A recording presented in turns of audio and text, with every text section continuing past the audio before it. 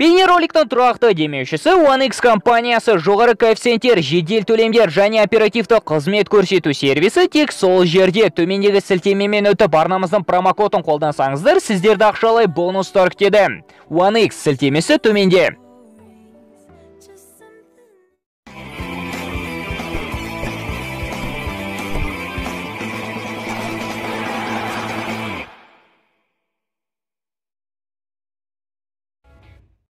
Каталондық Барселона Роберт Левандовскийге қызығушылық танытуда. Манчестер Сити Мессиге ақша төлеуден бас тартты. Ал Криштиану Роналду туриндік Ювентустен кетуге дайындалуда. Осы және де өзге де қызықты жаңалықтар топтамасы дәл осы бейнероликте. Арнамызға жазылып қоңырау түймешесін басуды ұмытпаңыздар. Ал біз бастаймыз.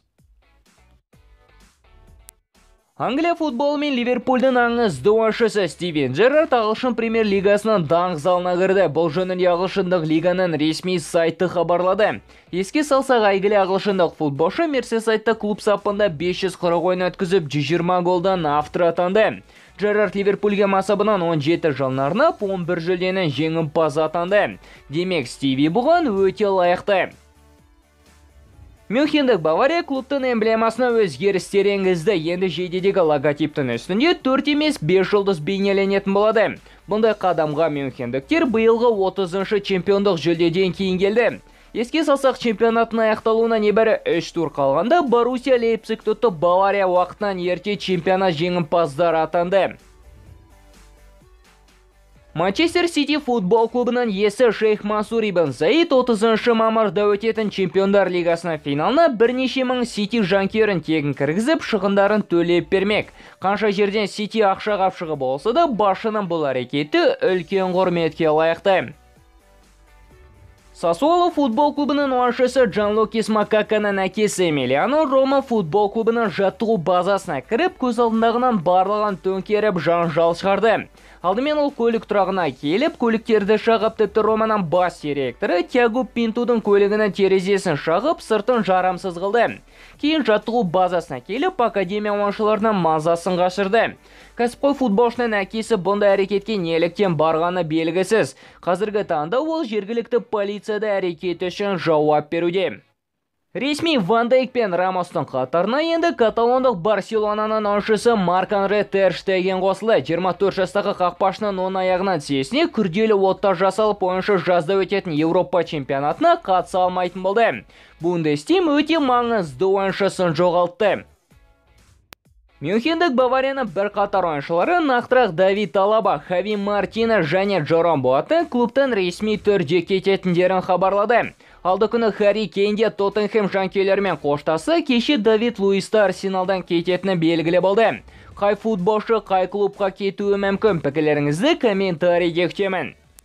Франция ұлттық құрамасының сапына қайта оралған Карим Бензема аталған жаңалық жайлы пікірмен бөлісті. Ұлттық құрама сапына оралғаныма өте қатты қуаныштымын. Жазда өтетін Еуропа чемпионатында Дешамның үмітін ақтауға барымды салатын боламын.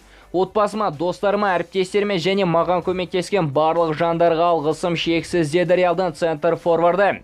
Еске салсақ, 2015 жылы Карим ұлттық құрамасының сапынан қуылған болатын.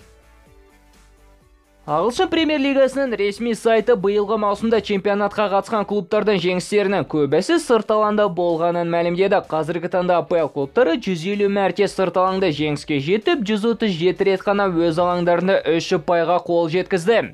Мақала сөздеріне сүйенсек, бұндай жағдай тарихта алғаш рет орын алуда. Еске салсақ, премьер-лиганың аяқталуына небәрі 1 тур қалды.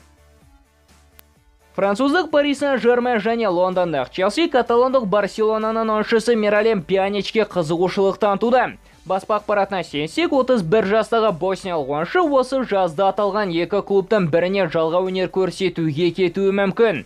Барсада Пьянич ойын практикасын өте жиі алмайды, ал PSG мен Челси оны беруге дайын. Барселона демекші, әйгілі испанды клуб Goldman Sachs инвестициялық банктен 500 миллион евро несие алды. Марка баспасының ақпаратына сенсек, Жоана Лапорта клубтың экономикалық компонентін нығайту үшін маңызды қадамдар жасауда. Қаржының бір бөлігі футболшылардың жалақысын төлеуге кетсе, қалған бөлігі клубтың басқа да қарыздарын жабуға жұмсалады. Анадан мынадан несие алып, Милан сияқты Қытайларға немесе біреулерге сатылып кетпесе болды Барса. Барселонаға қатысты кезекті бір инсайтқа келсек, каталонды клуб Мюнхендік Баварияның шабуылшысы Роберт Левандовскийге қызығушылық танытып ұсыныс жасауға дайын. Алайда трансферден іске асуы екі талай, себебі біріншіден Барсада дәл қазір қаржылай дағдарыс. Ал екіншіден Левандовский Реалға көшкісі келетінін айтқан болатын. Футболшыға Барсадан бөлек Челси мен ПСЖ қызығушылық танытып отыр. Бірқатар ағылшындық баспалардың ақпаратына сенсек, Манчестер Сити аргентиналық ойыншы Лионель Мессиге 500 мың фунт стерлинг төлеуден бас тартты. Сити тарапы футболшыға 450 төлеуге дайын. Леоның әкесі дәл қазір ағылшындармен де француздық ПСЖ-мен де келіссөздер жүргізуде. Алайда 33 жастағы ойыншы да оның әкесі де 500 мың талап етуде.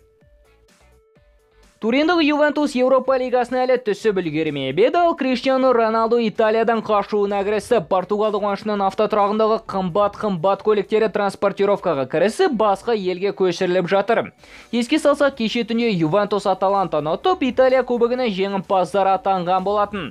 Бәлкім Наполи келесі соңғы турда атылып, Ювентус төрттікке оралса, Роналду ойланып көрер. Ал көліктерін қайта келе салу оған қатты қиын шаруа емес.